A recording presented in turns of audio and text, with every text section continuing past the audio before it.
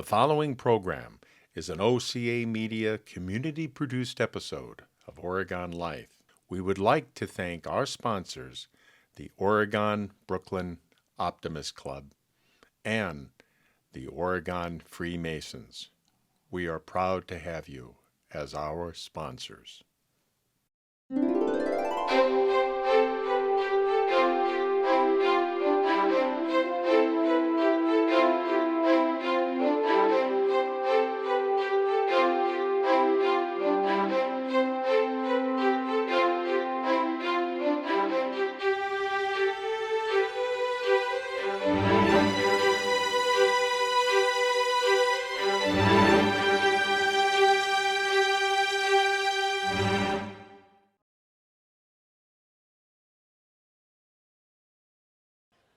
This is one of the few examples you can see in the whole world of a Wright J5 engine that actually flies on an aircraft.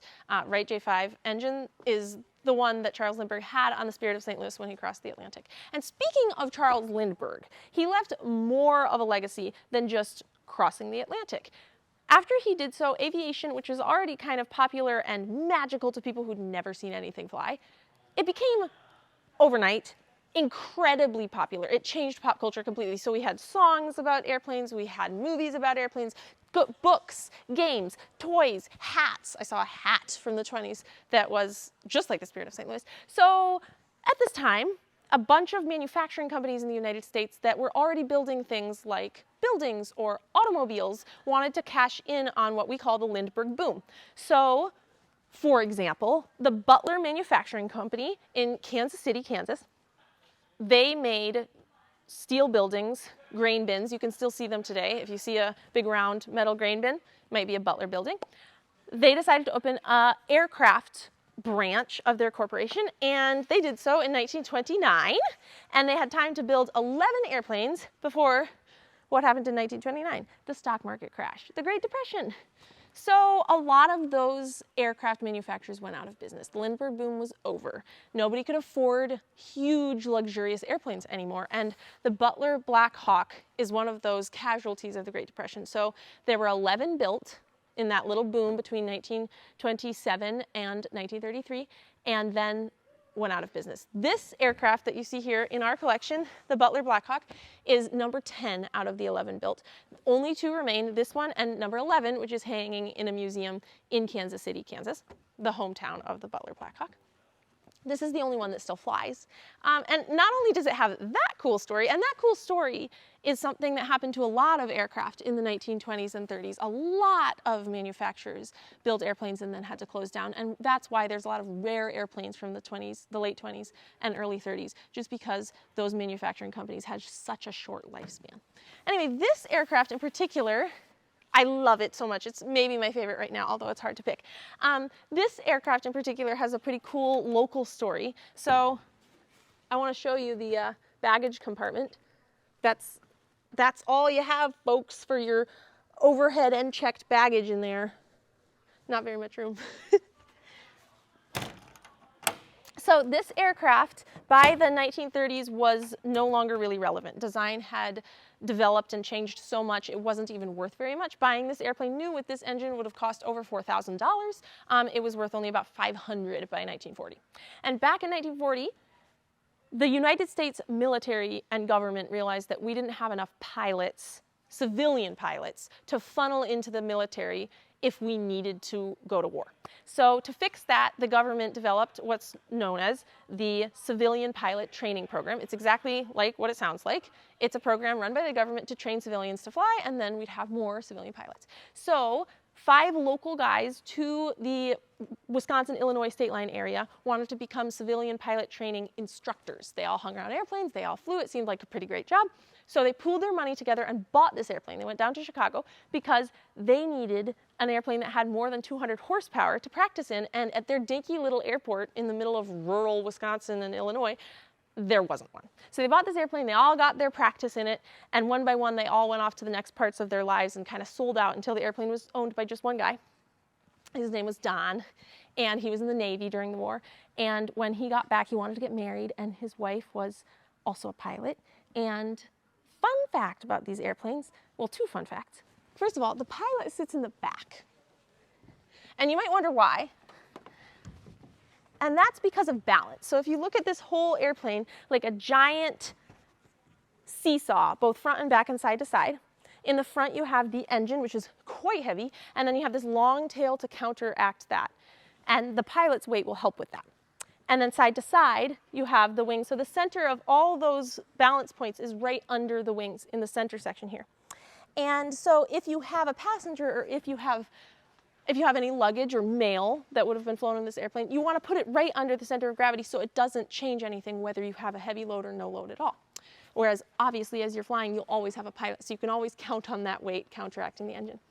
So it's 1942, and Don owns this airplane, and he's going to give his girlfriend a ride. So he climbs into the back seat of the aircraft, and it's quite a little feat. There's no door.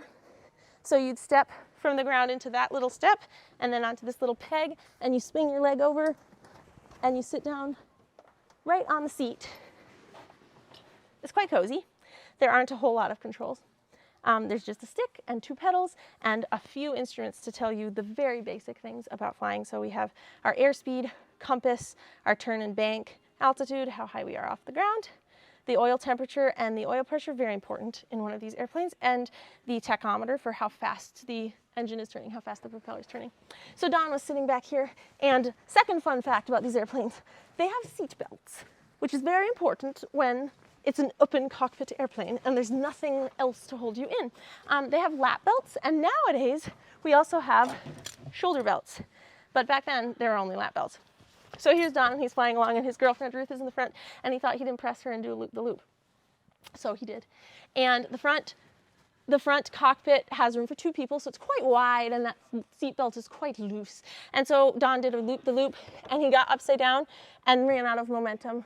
And so everybody was weightless, and the airplane was falling, and they were going to catch and pull out of it, which is fine. If you have enough altitude, it's fine to stall at the top of a loop-the-loop. But Ruth fell out. She slipped out of her seat because there was just that lap belt. But luckily, over top of the passenger is this upper wing. So she just sort of slumped against the upper wing. And then Don was like, oh my goodness. And he pointed the airplane down and scooped it up, and she slammed back down in her seat.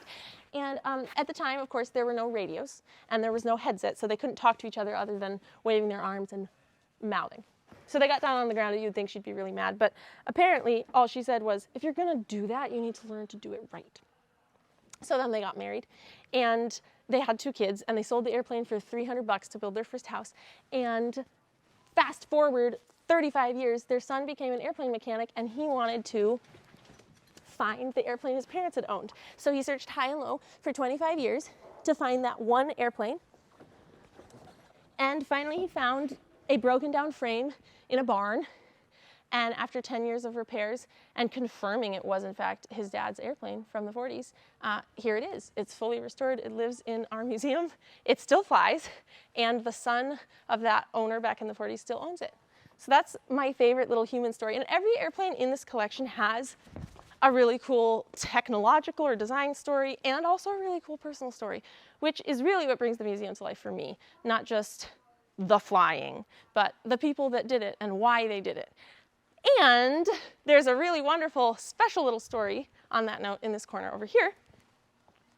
Every other airplane in this room was built in a factory, like your car. This airplane is a home built. Nowadays, you can buy a kit or designs to build an airplane, but someone had to invent that. And back in the 20s, when people were being resourceful, and back in the 30s during the Great Depression, when you kind of had to be scrappy and invent things, there was a young man in Minnesota who just finished 8th grade, never had any more education than that, but he wanted to design an airplane that the average American could build and fly, so you didn't have to spend thousands of dollars on a brand new airplane that normal people couldn't afford. So this is the Pietenpol. It's named after Bernard Pietenpol, who invented it.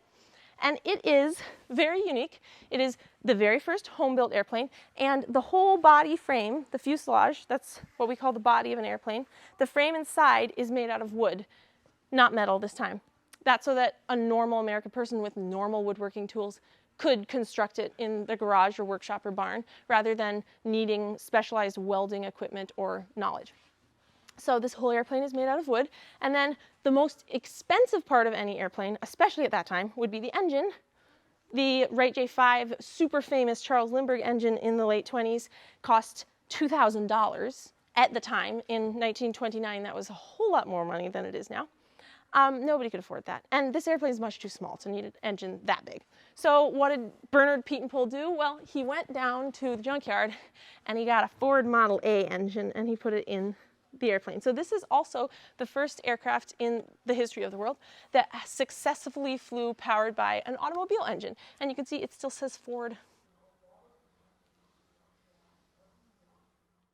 I like to say aviation is for everyone. Wherever you are in the United States, abroad, please come visit us. We're less than 2 hours from Chicago. We're less than 2 hours from Milwaukee. We're close to Madison. We're right on the state line of Wisconsin and Illinois, and we would love to have you. I have met people here, coming here to learn about aviation from every continent except Antarctica. So if you live in Antarctica, please come so I can check that off the list.